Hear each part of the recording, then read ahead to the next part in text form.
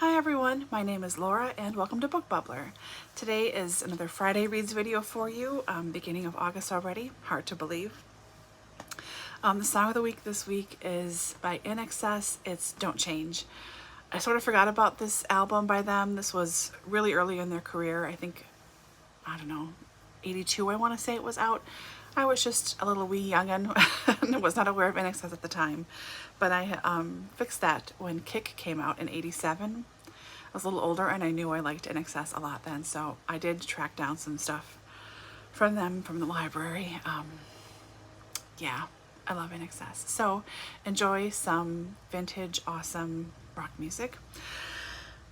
Today has been a pretty busy week for me and my brain's been kind of full, so I haven't read that much. I've only finished 3 books and they were all over the last weekend. I'm recording this on Thursday afternoon. I'm making progress in a lot of stuff, but nothing is actually finished yet. So to start, I'll start with the ebook that I read. This is People I Want to Punch in the Throat by Mann. And this is something I say a lot, like I want to punch people in the throat. So just, sometimes you just want to. But Jen is a blogger, was a blogger. I don't know if she still is or not. That's bad booktubing on my part to not look stuff up, but I just don't. So, traffic, thank you very much. So it's supposed to be humorous, little slice of life, suburbia stuff, mom stuff, not mom stuff. It starts out with the first essays when she met her husband online way back when it was scary or not so scary, I should say, but like it was really new and people were a little more genuine and things. And then they get married and move to Kansas where she's from, and there's a lot of suburban mom stuff. And that's fine. I'm totally fine with reading that stuff even though it's not my life. I like learning about other people's lives that are nothing like mine. That's why I like reading a lot of different things. And this probably was funnier back when it was published, probably over 10 years ago, 15 years ago, but it just didn't hit me right. I didn't think it was funny. I kind of smiled a couple of times, but I don't know. For someone who talks about how much she doesn't like a-holes on the world, she seems to be the a-hole in a lot of her situations, and that's maybe a harsh judgment. I don't know, please don't come for me, but it just sort of seemed like, you're not the good guy here necessarily. Not that there's a good guy or a bad guy, but it just was strange to me. So like I said, I'm sure I would have really enjoyed this closer to publication, but it hasn't aged that great in my opinion. So I just gave this one 2 stars. I thought it was only okay. That's fine. Then I have a 3.5/4 star read, another Doctor Who novel. This is The Blood Cell, by James Goss. And this was great. I'm consistently surprised by how entertaining and fun all these Doctor Who books are. I haven't read a bad one yet. I think the worst one I read was 3 stars, which really is a darn good streak if you ask me. So this one is told primarily from the point of view of the governor. He's the one that's telling us all of this stuff. And the governor is of this prison planet, and the doctor is there. He's prisoner 483, I want to say. 428, excuse me.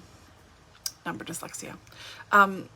So prisoner 428 is there, and he keeps saying, unless you let me out, there's going to be bad repercussions. It's not going to look good for you.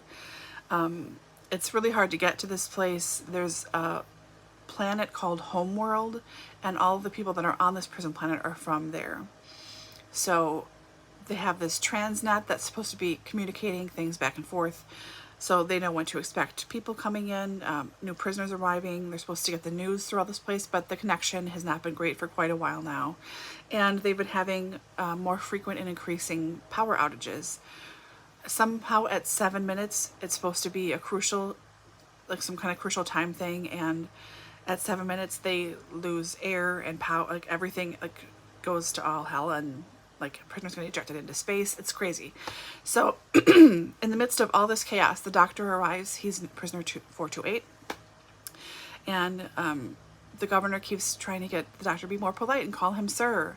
And the governor's insinuating all this stuff that happened to him, this bad tragedy, and that he's being charmed by the doctor even though he's trying not to.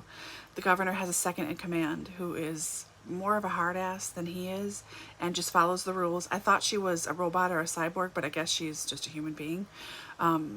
So she's kind of side-eyeing and watching the interaction between the governor and the doctor through the whole time.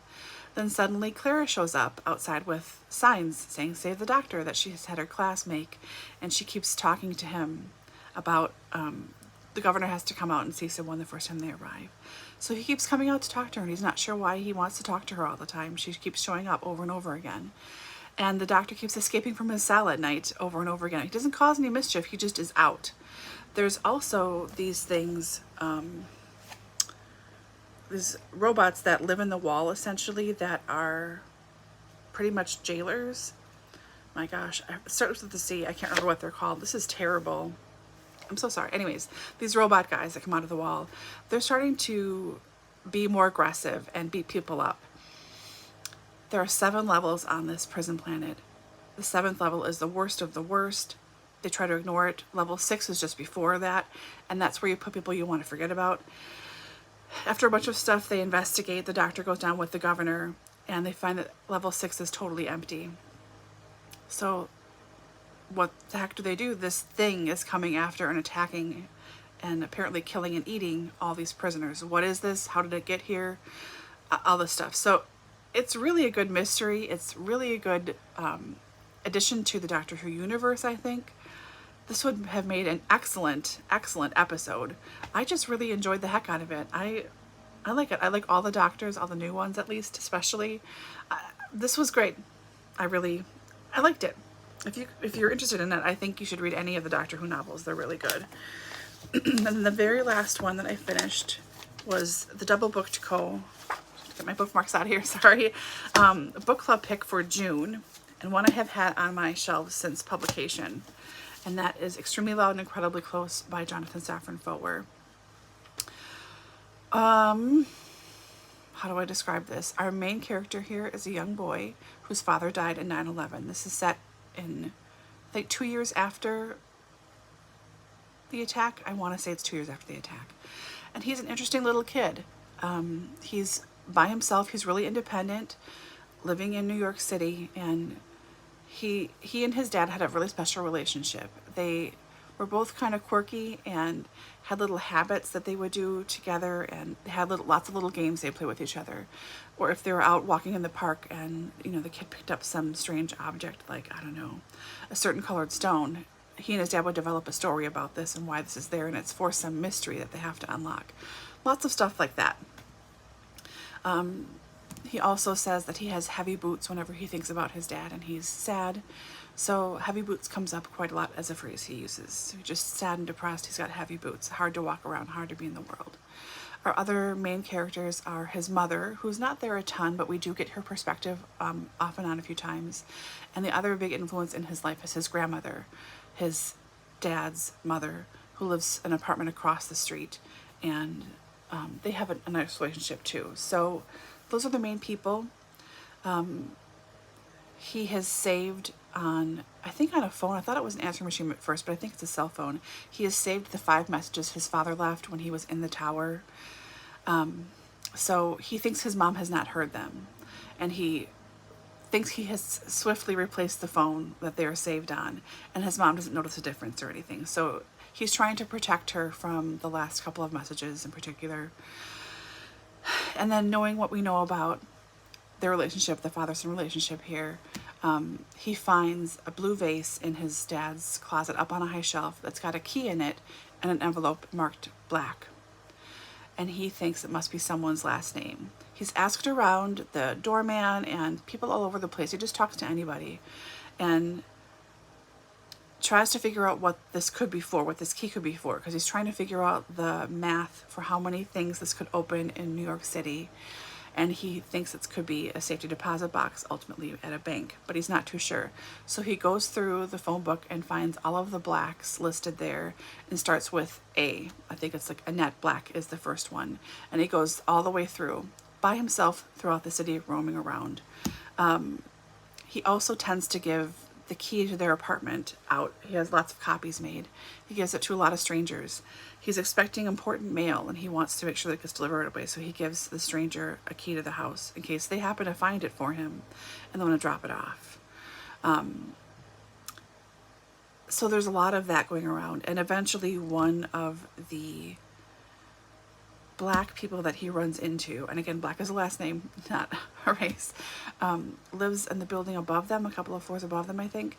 And this man, the older man, decides to accompany this kid as he's running all over the city, all over Manhattan and all the boroughs and everything, trying to figure out and talk to all these black people about whose key this could be, what this could be for, how do they know his dad, could they talk about him, he really misses him. So that's roughly the main chunks of the story. Like Jonathan Safran Foer has done before, there's a lot of stuff in here with illustrations and with different kinds of form. Like here is a part of a fake TV show interview. There are intentional blank pages. There are pictures of things that he's talking about. This kid has lots of little hobbies and quirks too. I liked him as a little kid. So it's just, I'll show the back here, but it's really interesting. We also get to know his father's father, who voluntarily doesn't speak, and you get their relationship, the grandmother and him. There's a lot here. There's really a lot here. And I did like it. I did enjoy it. I thought it was interesting. I can't say it's a 4-star book. It's more like 3.5. But I really liked this. I sort of wish I had read it sooner to its publication date, but I didn't. I have not seen the movie. I rented it and then I just never got around to it. And I thought, I don't think I want to see it. I think I want the memory of the book to stay with me a little bit longer. It also makes me want to check out more of his work because I've only read his first book, Everything is Illuminated, and then this one as well. So I'd like to investigate some more into his stuff. I did meet him for his first book, so I got that signed. And I have a book that he recommended to everybody that I have not read. I should probably find that and pull it off the shelf. Anyways, I liked this. This was good. It was really interesting. Yeah, I liked it.